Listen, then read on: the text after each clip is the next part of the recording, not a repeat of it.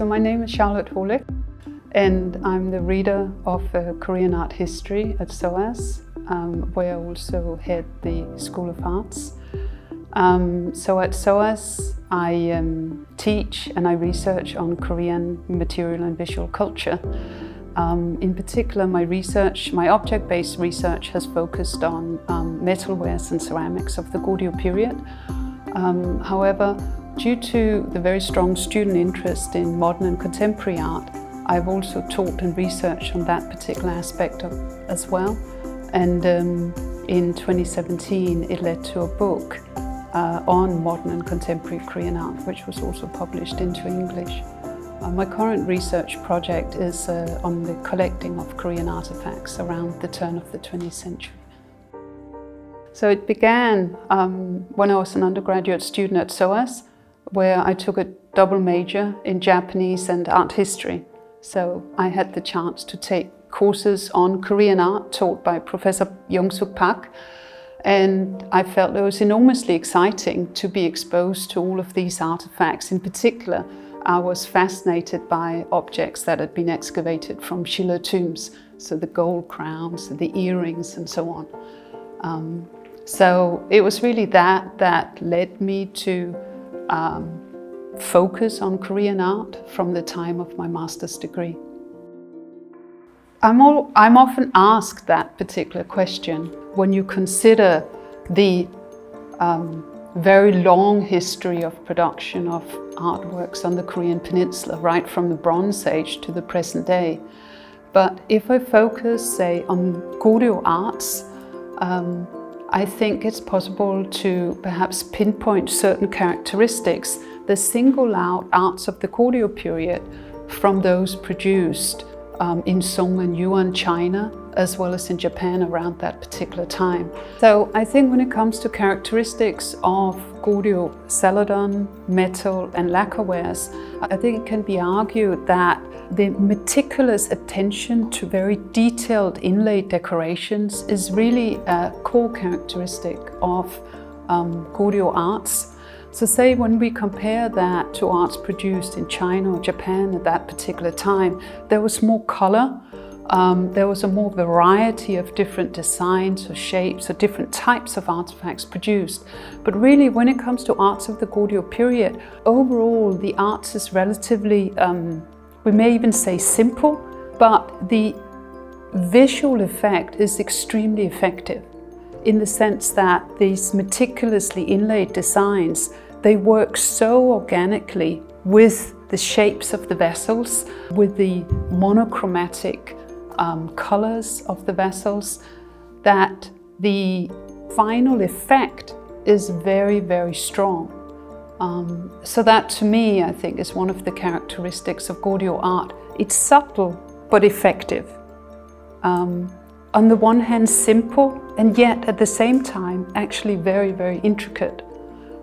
So I guess it's also fun to see those kinds of contrasts that really come together in a very organic way.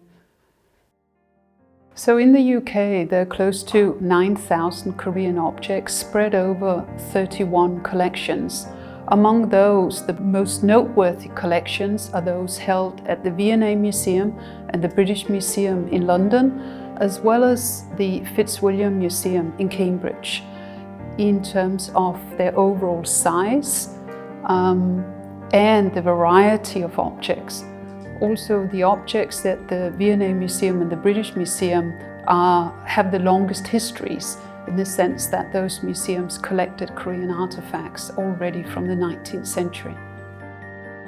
I think it's very important to have mutual understanding between both parties within the UK and Korea. So I think collaboration between UK and Korean institutions is extremely important in the sense that it fosters mutual understanding of key issues, key problems, key strategic agendas.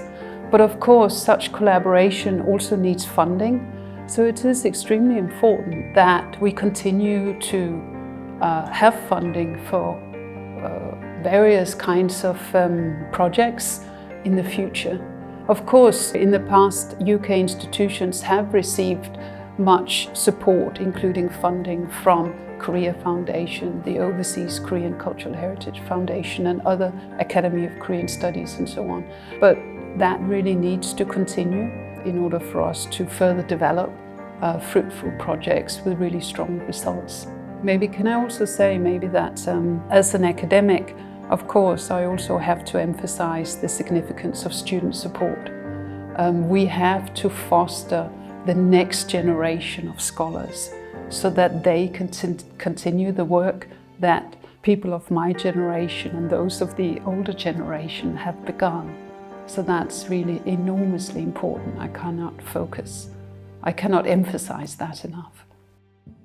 I cannot stress enough the significance of Korean artifacts in the UK. I think they've been really instrumental in fostering interest in Korea, awareness of Korean arts and culture, and in generating collaborative projects and so on.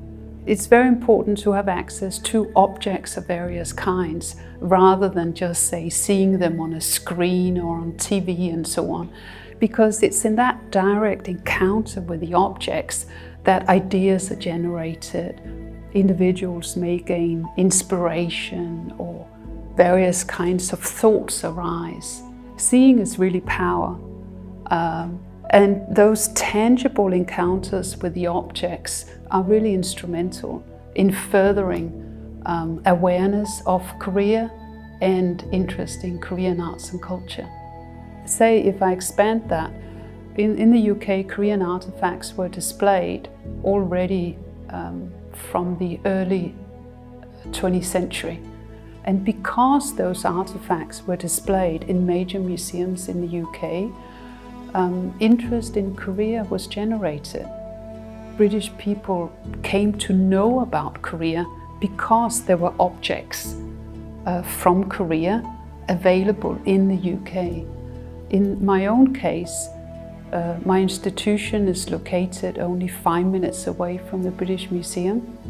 So I can take my students to the British Museum, we go to storage and look at objects together, and there's absolutely no doubt that those kinds of visits are instrumental in furthering the students' interest in Korean arts and culture and enabling their in-depth understandings of the objects. It's in that direct encounter with objects that we see the generation of ideas, thoughts, collaborative projects and so on.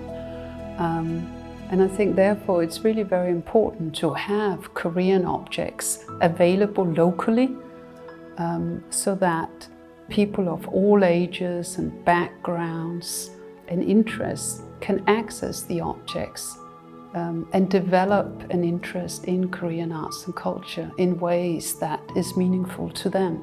So I think that's really something that we have to foster and encourage further in the future.